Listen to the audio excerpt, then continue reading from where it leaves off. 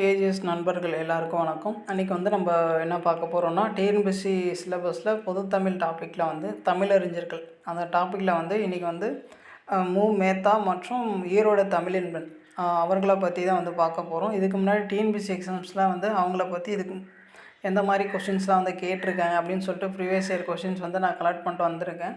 நீங்கள் அந்த கொஷின்ஸ்லாம் பார்த்தாலே உங்களுக்கு இதுக்கு முன்னாடி வந்து எந்த மாதிரி கொஷின்ஸ்லாம் வந்து கேட்டிருக்காங்க அப்படின்னு சொல்லிட்டு உங்களுக்கு ஒரு ஐடியா கிடைக்கும். திரும்ப வந்து நீங்கள் அந்த அறிஞர்கள் பற்றி படிக்கும்போது இந்த மாதிரி கொஷின்ஸ்லாம் கேட்டிருக்காங்க, இந்த போர்ஷன்ஸ்க்கெலாம் வந்து இம்பார்ட்டன்ட் கொடுத்து கேட்டிருக்காங்க அப்படின்னு சொல்லிட்டு நமக்கு ஒரு ஐடியா கிடைக்கும். சரிங்களா? அது மட்டும் இல்லாமல் நம்ம டெலகிராம் சேனலில் பார்த்தீங்கன்னா டிஎன்பிஎஸ்சி குரூப் 2 அண்ட் 2ஏக்கு வந்து ஃப்ரீயாக டெஸ்ட் சீரிஸ்லாம் நம்ம கொடுத்துட்ருக்கோம். ஸ்பெசிஃபிக்காக இந்த எக்ஸாமும் கிடையாது, எல்லா எக்ஸாம்ஸ்க்குமே அது மேக்ஸிமம் வந்து ஃப்ரீயாக தான் நம்ம டெஸ்ட் சீரிஸ் கொடுத்துட்ருக்கோம். யாருக்காச்சும் ஃப்ரீயாக டெஸ்ட் சீரிஸ் வேணும்னா டிஸ்கிரிப்ஷனில் வந்து டெலகிராம் லிங்க் இருக்குது, நீங்கள் கிளிக் பண்ணி ஜாயின் பண்ணிக்கலாம். சரிங்களா? அது மட்டும் இல்லாமல் நம்ம டெலகிராம் சேனலில் வந்து டிஎன்பிஎஸ்சி எக்ஸாம்ஸ்க்கு தேவையான எல்லா ஸ்டடி மெட்டீரியலும் வந்து நம்ம ஃப்ரீயாகவே வந்து கொடுத்துருக்கோம் ஹேண்ட் ரிட்டனாக. யாருக்காச்சும் வேணும்னா நீங்கள் ஜாயின் பண்ணி டவுன்லோட் பண்ணி படிச்சுக்கலாம். சரி, வாங்க இன்றைக்கி கொஷின்ஸ் வந்து பார்ப்போம். ஃபஸ்ட் கொஸ்டின் பாருங்கள், மு. மேத்தா எழுதாத நூல் எதுன்னு கேட்டிருக்காங்க. இதுக்கான ஆன்சர் பார்த்திங்கன்னா தண்ணீர் தேசம். இதுதான் வந்து அவர் எழுதாத நூல். அவர் எழுதிய நூல்கள்லாம் பார்த்துக்கோங்க. கண்ணீர் பூக்கள், நடந்த நாடகம், ஊர்வலம், இது எல்லாமே வந்து மு. மேத்தாவுடைய படைப்பு தான். அடுத்தது பாருங்கள், சரியான விடையை தேர்வு செய்க. இந்த சைடு வந்து இது கொடுத்துருக்காங்க, நூல்கள் கொடுத்துருக்காங்க. அந்த சைடு வந்து ஆசிரியர் கொடுத்துருக்காங்க. அதை வந்து கரெக்டாக மேட்ச் பண்ண சொல்லியிருக்காங்க. பாருங்கள், ஃபஸ்ட்டு வந்து பாருங்கள், நாவல் பழம், அது வந்து யாருடைய படைப்புன்னு பார்த்தோன்னா காமராஜன் அவர்களுடைய படைப்பு. அடுத்து வந்து பாருங்கள், நந்தவன நாட்கள், அது வந்து யாருடைய படைப்புன்னு பார்த்தோன்னா மு. மேத்தா. புதுசாக ஏதாச்சும் இன்ஃபர்மேஷன் இருக்க மாதிரி இருந்துச்சுன்னா நீங்கள் நோட் பண்ணி வச்சுக்கோங்க.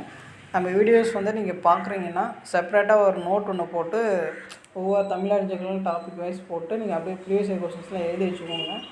ஏன் எழுதி வைக்கணும்னு பார்த்தீங்கன்னா, அப்போ தான் வந்து நம்ம லாஸ்ட் டைம் வந்து ரிவிஷன் பண்ணுறதுக்கு வந்து ரொம்ப யூஸ்ஃபுல்லாக இருக்கும். நான் லாஸ்ட் டைம் வந்து திரும்ப வீடியோஸ் பார்த்து நமக்கு ரிவிஷன் பண்ணுறதுக்கு வந்து டைம் இருக்காது. அதனால் வந்து நீங்கள் நோட்டில் எழுதி வச்சுக்கிட்டிங்கன்னா சீக்கிரமாக வந்து நமக்கு ரிவிஷன் பண்ணி முடிச்சிடலாம். எதுக்கு நம்ம ப்ரீவியஸ் இயர் கொஸ்டின்ஸ்லாம் பார்க்கணுன்னு பார்த்தீங்கன்னா, இதுக்கு முன்னாடி எப்படிலாம் கேட்டிருக்காங்க, எப்படி படிக்கணும் அப்படின்னு நமக்கு ஒரு ஐடியா கிடைக்கும். ப்ளஸ் வந்து ப்ரீவியஸ் இயர் கொஸ்டின்ஸ் எல்லாமே பார்த்திங்கன்னா ஓரளவுக்கு சிலபஸ் எல்லாமே கொஞ்சம் கவர் பண்ண மாதிரி இருக்கும். புதுசாக ஏதாச்சும் இன்ஃபர்மேஷன் இருந்தால் கூட நம்ம வந்து கேதர் பண்ணிக்கலாம். ஓகேங்களா? சரி, பாருங்கள், அடுத்தது பாருங்கள், நிலவுப்பூ, அது வந்து யாருடைய படைப்புன்னு பாருங்கள். சிற்பி பாலசுப்ரமணியம் அவருடைய படைப்பு. அடுத்து வந்து ஊமைவேல், அது வந்து யாருடைய படைப்புன்னு பார்த்தோம்னா ஈரோடு தமிழன்பன் அவர்களுடைய படைப்பு. இதுக்கான ஆன்சர் பார்த்திங்கன்னா 2143. அடுத்தது இந்த சைடு வந்து நூல்கள் கொடுத்துருக்காங்க, அந்த சைடு ஆசிரியர் கொடுத்துருக்காங்க, கரெக்டாக மேட்ச் பண்ண சொல்லியிருக்காங்க. பாருங்கள், ஃபஸ்ட் பாருங்கள், கண்ணீர் பூக்கள், அது வந்து யாருடைய படைப்புன்னு பார்த்தோன்னா மீ.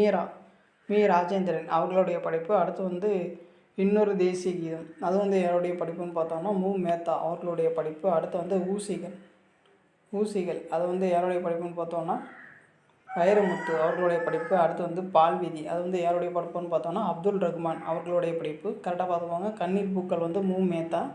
இன்னொரு தேசிய கீதம் வந்து மு. மேத்தா. ஊசிகள் வந்து வைரமுத்து. பால்வீதி வந்து அப்துல் ரஹ்மான். அடுத்த கொஸ்டின் பாருங்கள், இதுவும் ரிப்பீட்டடாக அடிக்கடி கேட்டுகிட்டே இருக்க கொஸ்டின். மு. மேத்தா எழுதிய சாகித்ய அகாடமி பரிசு பெற்ற நூல் எது அப்படின்னு கேட்குறாங்க. ஆகாயத்துக்கு அடுத்த வீடு. கரெக்டாக பார்த்துக்கோங்க. ஆகாயத்தை அடுத்த வீடு என்னும் நூலுக்காக வந்து சாகித்ய அகாடமி பரிசு பெற்றவர் யார் அப்படின்னு கூட மாற்றி கூட கேட்பாங்க. மு. மேத்தா. அடுத்த கொஸ்டின் பாருங்கள், இப்போ தான் சொன்ன பாருங்கள், இப்போ அப்படியே மாற்றி கேட்டாங்களா கொஸ்டின், அதுக்காக தான் நம்ம ப்ரீவியஸ் இயர் கொஸ்டின்ஸ்லாம் படிக்கணும்னு சொல்கிறது. பாருங்கள், ஃபஸ்ட்டு பாருங்கள், கொஸ்டின் பாருங்கள், கவிஞர் மு. மேத்தாவுக்கு சாகித்ய அகாடமி விருது எந்த நூலுக்காக வழங்கப்பட்டதுன்னு கேட்குறாங்க. இதுக்கான ஆன்சர் பார்த்திங்கன்னா ஆகாயத்துக்கு அடுத்த வீடு. அடுத்தது பாருங்கள், கண்ணீர் பூக்கள் கவிதை தொகுப்பை இயற்றியவர் வந்து யாருன்னு கேட்டிருக்காங்க. இதுக்கான ஆன்சர் வந்து மு. மேத்தா. அவ்வளோதான், மு. மேத்தா பற்றி அவ்வளோதான். கொஷின்ஸ் புதுசாக ஆட் பண்ணிக்கிறதுனால அவ்வளோதான் வந்து கொஷின்ஸ்லாம் வந்து கேட்டிருக்காங்க. இதை ஓரளவுக்கு வந்து உங்களுக்கு ஒரு ஐடியா கிடச்சிருக்குன்னு நினைக்கிறேன். எந்த கொஸ்டின் அடிக்கடி ரிப்பீட் ஆகுதுன்னு பாருங்கள். இந்த சாகித்ய அகாடமி பரிசு பெற்றது. அவருடைய படைப்புகள் தான் அதிகமாக ரிப்பீட் ஆகுது. அவரோட நூட்கள்லாம் நல்லா பார்த்துக்கோங்க.